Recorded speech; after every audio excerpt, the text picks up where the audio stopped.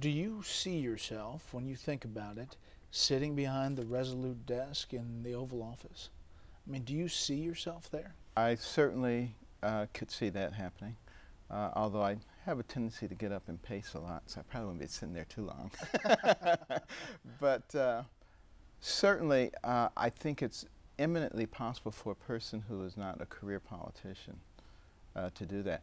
You know, a lot of people have sort of been programmed to think that the only people who can really solve problems are politicians.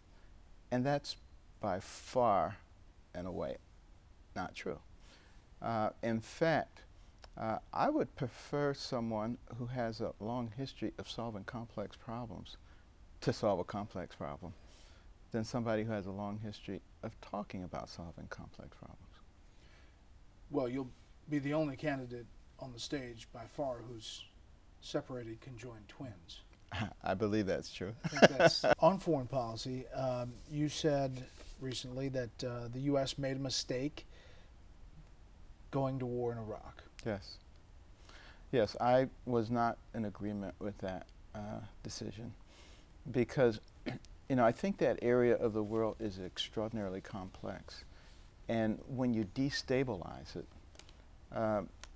unless you have a plan for restabilizing it, all you're doing is inviting trouble. Now, we were smart enough to be able to secure a victory in a very difficult situation there with the surge and with the positioning of stabilizing forces. However, I think we were pretty foolish to think that now we could remove those stabilizing forces and everything would be okay. That indicates very little understanding of the long-term instability that exists there. And you know, if you're going to do that, you may as well just stay out of there because all you're going to do is go and stir up the hornet's nest, which is what we did. Gun control. The Second Amendment is extraordinarily important, and I would never compromise it in any way. You know, it was John Hobbes, the English philosopher of the 17th century, who, when talking about tyranny in Europe, said America would never have tyranny because the people are armed. We've been armed for hundreds of years, and we've not had tyranny for hundreds of years. And I guarantee you, if we take everybody's guns away, we will have tyranny. I mean, you're a doctor. There are several doctors in inner cities who have seen a lot of gunshots and are speaking out saying we don't need these automatic or semi-automatic weapons inside these cities.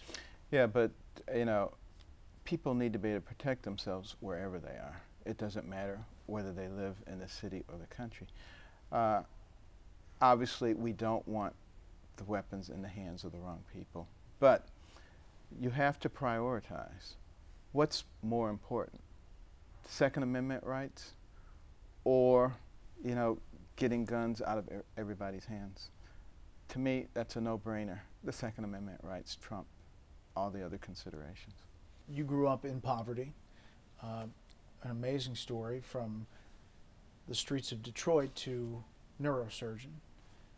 What would you tell somebody in the inner city now who's lost a lot of hope?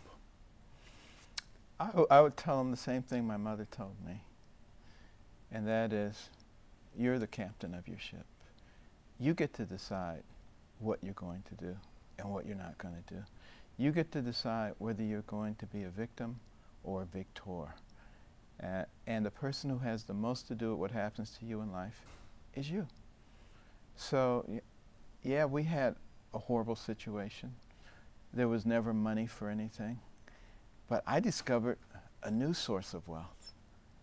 I discovered that between the covers of the books that I could get free of charge from the library, I could go anywhere. I could be anybody. I could do anything.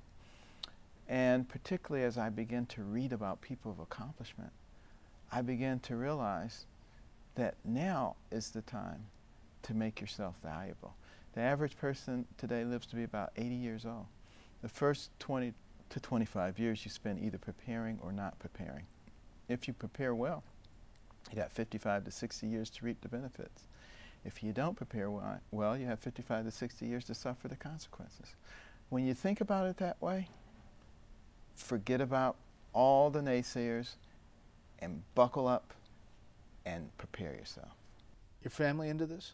My wife wasn't happy about it, but after we had grandchildren, she changed her mind because she realized that they had no future if we continued the way we were going.